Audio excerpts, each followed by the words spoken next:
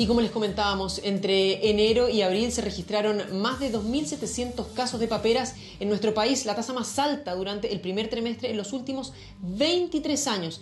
Veíamos las regiones metropolitanas de Valparaíso y Los Lagos están entre las que tienen más casos. Y aunque los expertos afirman que el alza es progresiva a nivel nacional desde el año 2015, queremos saber a qué se debe y lo vamos a analizar junto al doctor Jaime Rodríguez, infectólogo infantil de la Clínica Alemana. Doctor, muchas gracias por acompañarnos. Buenos días, Esperanza. ¿Sabe qué? Yo sé que las paperas las conocemos todos, sobre todo las generaciones nuestras, pero me gustaría que nos pudiera definir qué es. ¿Es un virus? ¿Qué es lo que ataca efectivamente y cuáles son los síntomas? A pesar que algo veíamos en la nota.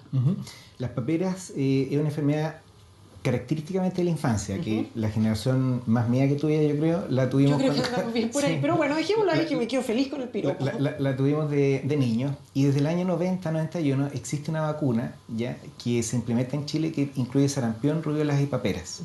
La implementación de esa vacuna hizo que disminuyeran en forma importante los casos de paperas a nivel nacional y mundial. Hay otros países que lo incorporaron un poco antes y otros un poco después. Característicamente en los niños, las paperas producían un aumento de volumen de la glándula parótida que está debajo de la oreja, en el ángulo de la mandíbula, y da como una característica así como de chanchito que tenían los niños. Además de fiebre, malestar general, dolor de cabeza y con algunas complicaciones asociadas. En general una enfermedad benigna, pero que producía ausentismo escolar, y para los pacientes que tenían complicaciones que no eran tanto, significaban a veces complicaciones importantes. Bueno, esto entonces se evita con una vacuna, ¿verdad? Que además la 3 vírica, que no solamente protege contra la papera, sino que la rubiola y el sarampión. Exacto. Se coloca en Chile en el primer año de vida y en el primer año de educación básica.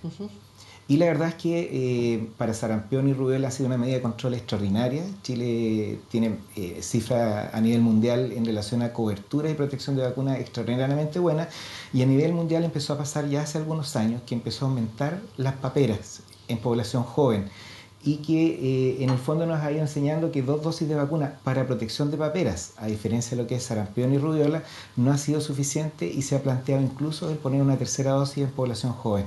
Justamente porque lo que le iba a preguntar, la mayor cantidad de casos se ha dado sobre los 20 años. Esto quiere decir que la vacuna cubre hasta ese periodo, pero después de eso ya se transforma nuevamente en una persona susceptible de contraer el virus. Exactamente. Existen varios factores por los cuales yo me puedo enfermar de papera. Uno, que yo nunca me haya vacunado. ¿Sí? Existen ahora tendencias, como ustedes saben, a no vacunar. Sí, eso de hecho le iba a gente. preguntar después. Que la gente no se vacune, que el país tenga malas coberturas. Eso en Chile no ocurre porque tenemos una muy buena cultura de vacunas a nivel nacional.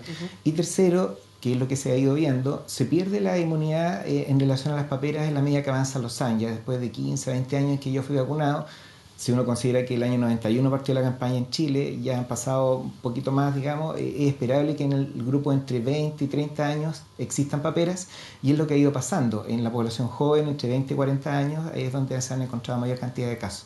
Ahora, esto no es algo solamente que esté ocurriendo en Chile, lo nombrábamos ya en los distintos países de la región, pero incluso en Estados Unidos, donde el índice de casos de paperas ha crecido, pero exponencialmente muchísimo, pasando de 2.000 a casi 7.000 en los dos últimos años, el 2017 y lo que va del 2018. Exactamente, esto ha ocurrido en distintas partes del mundo, entonces no es un fenómeno que ocurra solamente en nuestro país. Tiene distintas explicaciones. Se ha pensado que el virus pudiera haber cambiado. Eso no es así, el virus es el mismo y en distintas partes del mundo. Se pensó también en algún momento que la vacuna pudiera no ser la adecuada porque se ocupan distintas vacunas en distintas partes del mundo. Tampoco es así. Es básicamente que las 2 dosis no protegen 100% para las paperas en la población. Doctor, pero esto podría pensarse que si solamente es el factor que incide, debería ser una progresión una progresión, digamos, de a poco, ¿verdad? No es que debería ser un cambio tan radical de un año a otro. O sea, que si el año pasado tuvimos 900 casos, como decíamos, este año hubiésemos tenido 1.000, 1.500, pero ya en este primer trimestre llevamos 2.700, los que nos pone muy por encima respecto de lo que fue la cifra del año pasado.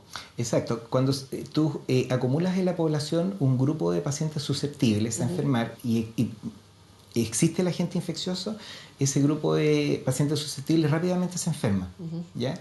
Y se genera inmunidad en el rebaño, digamos, de la población. Entonces, lo que se ha generado en el fondo, por distintas razones, pérdida de la inmunidad de las 2 dosis, gente que no se vacunó, gente que no estuvo expuesta en su niñez a las paperas, todo ese grupo de personas, al estar expuestos al virus, se enferman. Doctor, pero ahí no se trata de generar psicosis ni mucho menos, pero es que es una explosión de casos respecto, más que se duplique, casi se triplica y llevamos el primer trimestre nomás. O sea, lo que queda todavía de año podría llevarnos a tener 4 o 5 veces más casos que los que tuvimos, y además no es una tendencia que se da solo este año, mirando las cifras internacionales.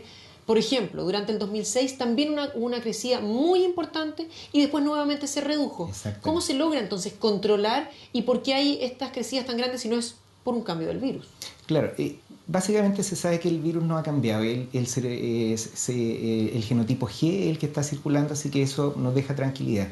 Para poder controlarlo, básicamente se usan varias medidas. Uno es vacunar a los grupos susceptibles, como ya sabemos que son gente joven entre 20 y 40 años, y los que están en más riesgo son los que están hacinados, gente que tiene entrenamiento militar, hogares de ancianos, bueno, no ancianos, pero hogares donde hay gente joven, instituciones públicas, hogares de menores. En esos grupos se tiende a focalizar la protección para que no se disemine tanto el virus. Mientras más hacinados estés, y penitenciaría es el otro grupo de riesgo, más riesgo hay de contagiarse. Entonces esos grupos habitualmente, en esos grupos se pone el foco y ahí se puede colocar, por ejemplo, una tercera dosis de vacuna, y en la medida que la gente vaya enfermando, ¿ya? También van a disminuir el número susceptible y va a controlarse el brote. Entonces ocurren esos dos fenómenos. Doctor, en ese sentido, ¿cuál es la forma de contagio? Y una vez que uno tuvo papera, ¿no le va a dar nunca más? Claro, la mejor inmunidad siempre va a ser la de la infección natural. El problema que uno tiene es que hay un grupo de personas que con la infección natural se complican, y la idea de la vacuna es evitar esa complicación. Entonces, para los que somos más viejos, digamos, que tuvimos expuestos al virus, prácticamente no nos vamos a enfermar, y es lo que ocurre en las curvas. Si se fijan, las personas sobre 40 años prácticamente no hay casos, son excepcionales. La vía de contagio es básicamente respiratoria, por gotitas, ¿ya? Y a veces también por objetos que se llaman fomite, un lápiz, por ejemplo, un escritorio. Entonces los colegios, y como les decía, los recintos cerrados es donde más fácil transmisión existe. Generalmente desde que el paciente parte con la inflamación de la glándula, que es acá detrás de la oreja, hasta 5 días contagia. Entonces, por ejemplo, un niño que va al colegio, 5 días uno lo retira del colegio y después ya se puede incorporar. Doctor, y entonces las principales recomendaciones son como más o menos las de la gripe: lavarse las manos, tener buen aseo, estornudar y poner el antebrazo, digamos, para poder estornudar ahí. Y lo otro es, ¿cuáles son las principales complicaciones? Existen varias complicaciones, no tan frecuentes afortunadamente. Sordera existía en niños, meningitis o encefalitis, inflamación del páncreas, y algo muy popular es la inflamación de los testículos, la orquitis, ¿ya? Entonces todo el mundo dice que le dio paperas y quedó estéril, y la verdad es que eso es una complicación extremadamente poco frecuente. Ahora, la orquitis es molesta, dolorosa, muchas veces los pacientes se tienen que hospitalizar para el manejo del dolor, pero afortunadamente no deja secuelas a largo plazo en forma importante. Doctor, y no se trata de poner el dedo o apuntar a un grupo en particular, pero dos tendencias que me llaman la atención. Una, aquellas, como hablábamos hace un ratito, que han optado por no vacunar a los niños, que consideran que las vacunas no son necesarias, no son la forma en que ellos quieren inocular a sus hijos. ¿Qué pasa con ellos, por un lado? Y por otro, la población migrante. ¿Es esta una vacuna que se entrega en todo el continente? Por lo tanto, ¿toda la gente debería estar inoculada respecto de las paperas? ¿O la gran cantidad de migrantes que ha llegado a nuestro país podría ser un foco también, sobre todo por el hacinamiento? Es una súper buena pregunta. En general, los migrantes que tenemos en Chile, la mayoría son latinoamericanos. En Latinoamérica, en general, existe la cobertura con esta vacuna, y los niños que llegan y los adultos llegan vacunados. Los adultos un poquito más mayores, digamos, que son la fuerza de trabajo que llega al país, especialmente la población de Haití, tenían malas coberturas para vacunas y ellos estuvieron expuestos a la infección natural, así que en la práctica ellos llegan inmunes frente a esto. Yo, en relación al migrante, tendría más cuidado con el migrante europeo, que es el que tiene más popularizada la cultura de no ponerse la vacuna, que ese es más población de riesgo, que a nuestro migrante latinoamericano, que en general está bastante bien protegido, ya sea por infección natural o por vacunas. Y la otra pregunta era... La tendencia de no vacunarse, justamente. La tendencia de no vacunar. Bueno, en paperas, afortunadamente, no es una infección que provoque daño a largo plazo ni tanta mortalidad.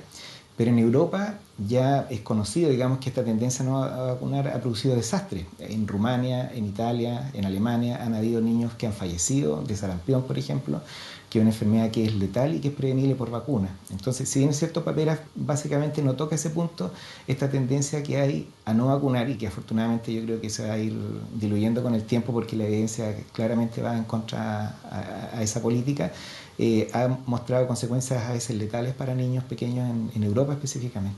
Sí, la verdad es que hay harta polémica al respecto. Doctor, esta tresvárica o trivárica, como también yo la he escuchado, se aplica, nos decía, al primer año en el colegio, empezando en primero básico, empezando la educación básica. Y podría haber entonces, si la gran mayoría de casos es de los 20 años en adelante, reforzarse con una tercera dosis, me imagino saliendo del colegio claro, o en esa edad, a los 18 años. Claro, lo que ha planteado especialmente la CIP, que es el Comité Asesor de Vacunas de Estados Unidos, es colocar una tercera dosis para prever estos casos, digamos, en población joven. En Estados Unidos los estudiantes universitarios están en college, que son recintos cerrados, entonces la diseminación que tienen es mucho mayor que nosotros. Además que viven ahí. Exactamente, viven ahí, así que tienen un problema que es de salud pública bastante más importante que el nuestro.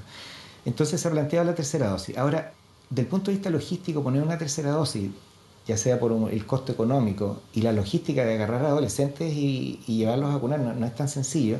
Entonces el Ministerio de Salud está planificando colocarle vacunas a la gente que está en poblaciones de riesgo, que son básicamente poblaciones donde están hacinados, que son militares y gente, por ejemplo, de la Escuela Naval, presos, penitenciarías, que es donde se pueden diseminar en forma más importante. Hogares de menores, me imagino, también. Hogares de menores también deberían estar incluidos. Doctor, y si es que se pusiera una tercera dosis, ¿esta también va a proteger contra el sarampión y la rubiola? ¿Es una vacuna que siempre van contra las tres enfermedades? Claro, en la práctica existe la vacuna tresvírica y no existe la vacuna de paperas sola. ¿Ya? Entonces nos sirve además para ponerle una puesta al día a la vacuna de sarampión y rubiola. Ahora, para aquellos que son contrarios a las vacunas, justamente es eso uno de los principales argumentos que he escuchado yo, además de los componentes que tienen las vacunas para mantenerlas, las inyecciones, etcétera, es que al ponerla no solamente se está inyectando un virus en un niño o en una persona, sino que tres, lo cual hace que el cuerpo tenga que reaccionar con mayor esfuerzo para poder combatir estas enfermedades. ¿Por qué no la posibilidad de dejar un solo virus? Si en este caso es la papera lo que está generando un brote. Súper buena la pregunta.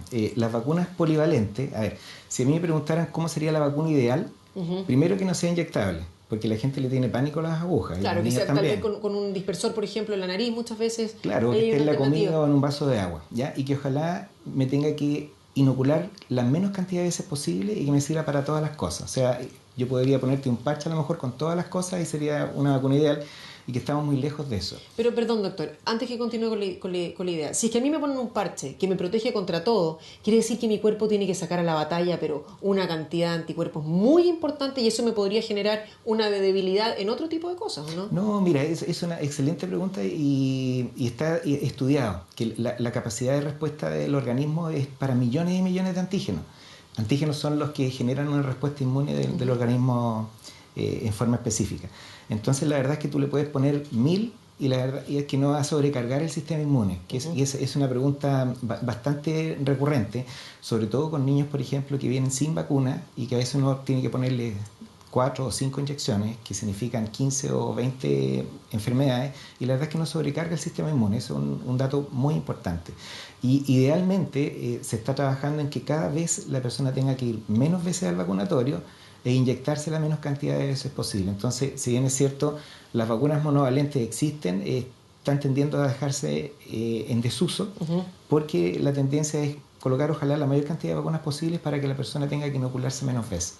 Doctor, y en ese sentido, ¿cómo tal vez, no sé si es falta de información o es esta resistencia? Me ha tocado conversar con muchos padres que tienen niños chicos y que están en las vacunas del año, el año y medio, que me dicen, es que la cantidad que le ponen es demasiado. Y claro, sobre todo en esta época del año donde ya empiezan los resfríos, donde ya empiezan las gripes, donde empieza el virus sincicial, me dicen, yo no le voy a poner esa cantidad de virus, digamos, porque de alguna forma uno sabe que le está inyectando un virus disminuido, pero al final del día el virus para que el cuerpo genere los antígenos, como usted bien decía. Yo no le voy a poner esa cantidad a este pobre pajarito que además me quiere decir que me lo dejan fuera del jardín o fuera de la sala cuna, porque obviamente que muchas veces generan algo de fiebre o hay decaimiento de por medio.